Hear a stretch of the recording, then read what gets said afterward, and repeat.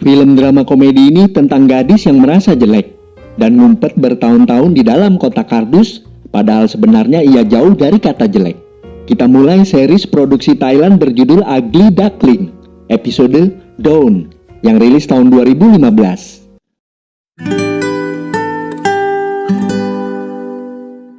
Gadis yang kita bicarakan, ini dia orangnya. Namanya Mainam. Mukanya sudah 3 tahun ditutup dengan kotak, karena ia benci dengan wajahnya yang dianggapnya jelek. Mainam sedang bersama adiknya bernama Pelawan dan juga ayahnya, sebut saja Pak Indra Bakti. Hari ini Pelawan pulang dengan siku berdarah. Ia diinterogasi oleh ayah dan mengaku tadi mencuri alat tulis, lalu ketahuan. Mendengar pencurian itu, Pak Bakti jadi emosi. Tapi Pelawan cerdik mengalihkan perhatian ayah kepada kakaknya pemakai kotak sebagai sumber masalah keluarga. Pak Bakti jadi terpancing emosinya, kata dia, "Dulu aku jadi gypsy juga nggak segitunya. Nggak pernah aku jadi sumber masalah bagi keluarga," kata dia mengungkit-ngungkit masa lalu.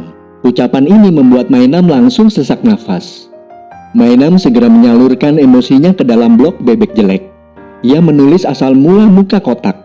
Kata dia, "Saat SMP aku normal, aku gaul, aku suka anak laki terganteng di sekolah. Dengan percaya diri aku memberinya permen sambil mengucapkan rasa suka padanya di depan teman sekelas."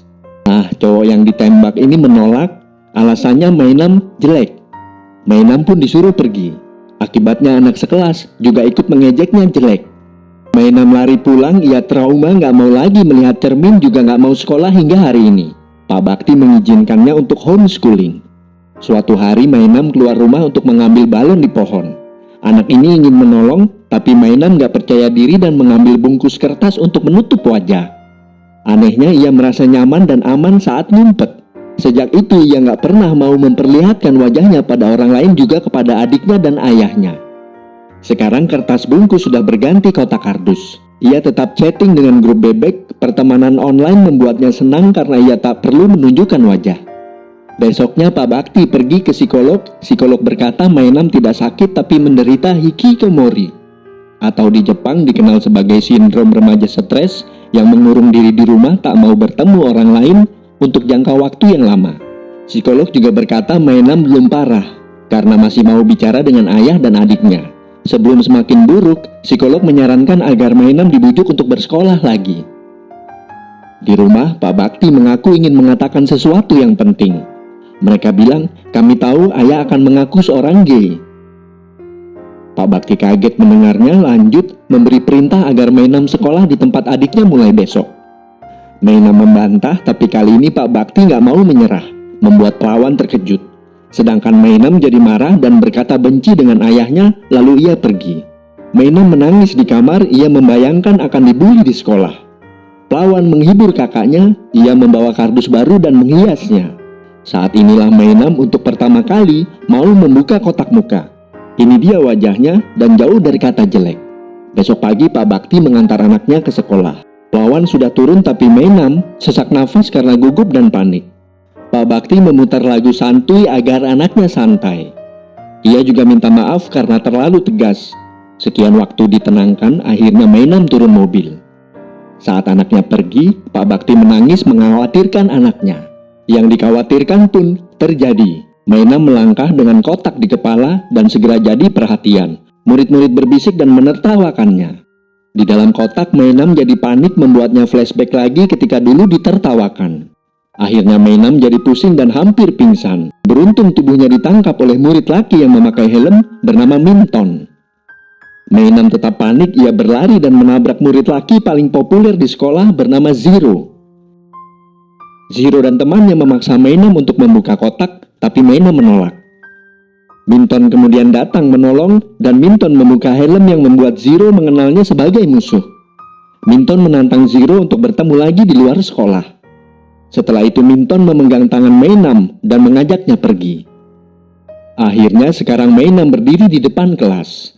Guru mengenalkannya kepada murid-murid. Diceritakan guru ini sudah diberitahu oleh Pak Bakti tentang kondisi Mainam. Guru minta murid-murid untuk menghargai keunikan Mainam. Tapi yang terjadi, Mainam ditimpuk dan diteriaki. Minton yang ternyata satu kelas berusaha menghentikan bully, tapi gagal. Mainam duduk di kursi paling belakang, kepalanya nunduk sepanjang waktu pelajaran. istirahat di kantin, Mainam mencari adiknya tapi tak ada. Lalu ia duduk sendirian, murid lain membicarakan keanehannya. Tiba-tiba dua orang memaksa Mainam untuk melepas kotak. Sedangkan murid lain gak menolong, mereka ikut mentertawakan. Mainam lari meninggalkan makanannya dan pembuli. Lalu ia duduk manis di taman dan ia didatangi oleh Minton yang memakai helm. Melihat helm, Mainam jadi sensi, ia berpikir Minton sedang mengejeknya. Kemudian Minton melepas helm dan memberikan roti sandwich. Mereka ngobrol dan bercanda, tiba-tiba Mainam pergi dan berkata ia nggak mau sekolah lagi mulai besok. Minton membujuknya. Pulang sekolah, Minton pergi ke halaman belakang untuk bertemu Zero. Minton mengejek Zero yang selalu dikawal oleh anak buah. Minton mengajak duel. Minton memukul pertama kali. Zero membalas berkali-kali. Kemudian Mainam melihat duel tersebut. Gak lama polisi mendekat TKP, anak buah Zero memisahkan perkelahian. Lanjut Zero kabur dengan menggandeng tangan Mainam. Di tempat aman, Zero memaksa melepas kotak di kepala Mainam. Lalu Zero terkejut melihat kecantikan Mainam. Sebaliknya Mainam berpikir Zero menganggapnya jelek. Mainam langsung pingsan. Lalu Mainam terbangun di rumah sakit tanpa kotak. Ia panik dan minta wajahnya ditutup masker. Lalu Pak Bakti minta maaf. Ia juga mengizinkan Mainam untuk homeschooling seperti dulu. Tapi jawaban Mainam mengejutkan semua. Ia berkata akan tetap sekolah untuk balas dendam kepada Zero yang telah melepas kotak wajahnya.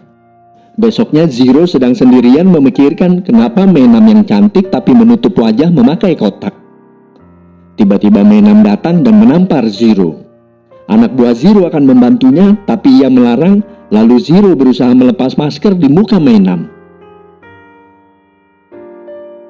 Minton datang dan berdua berkelahi lagi.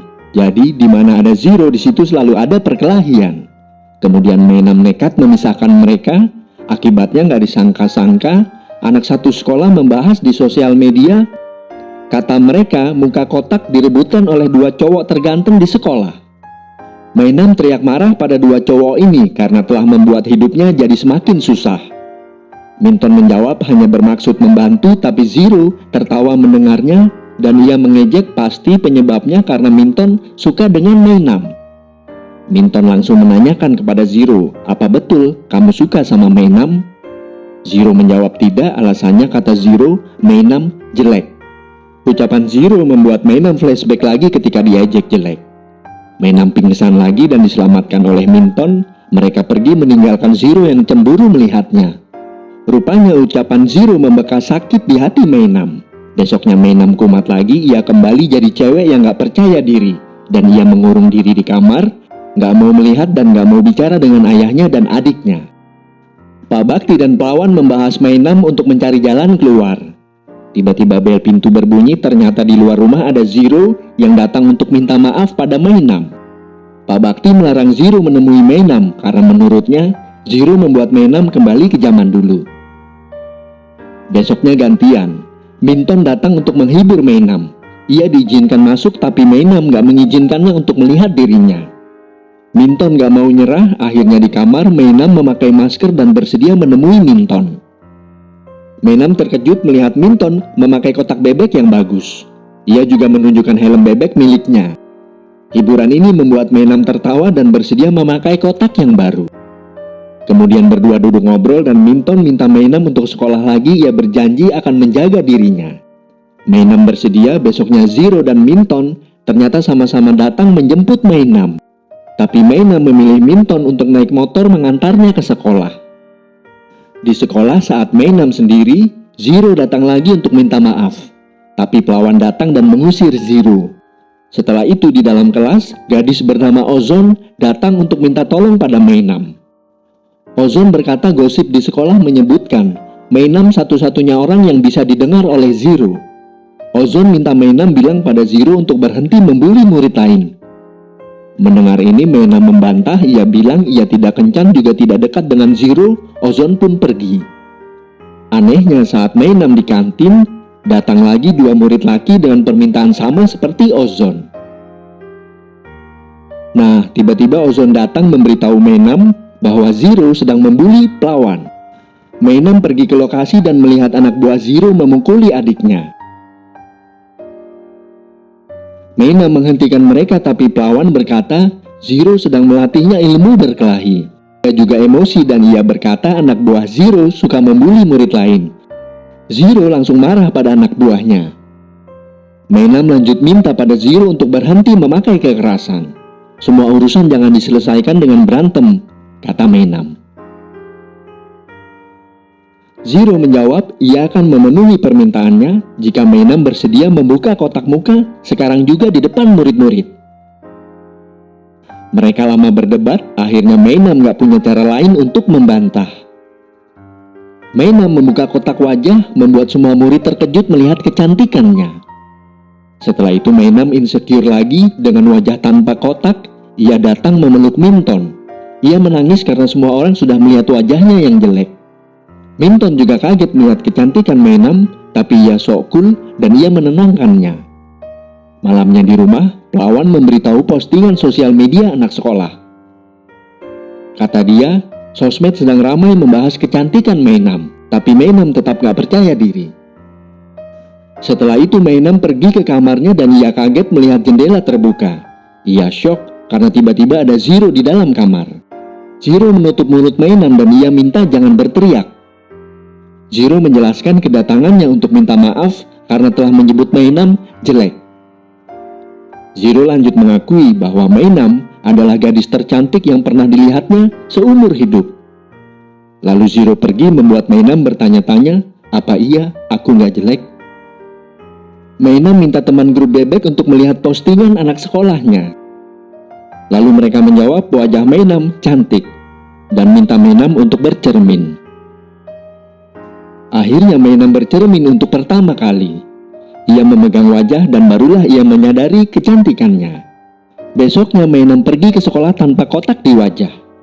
Murid-murid menatapnya dengan rasa kagum. Mainam masih gugup tapi ia sudah berani. Mulai hari ini ia akan mengawali kehidupan yang baru dengan percaya diri.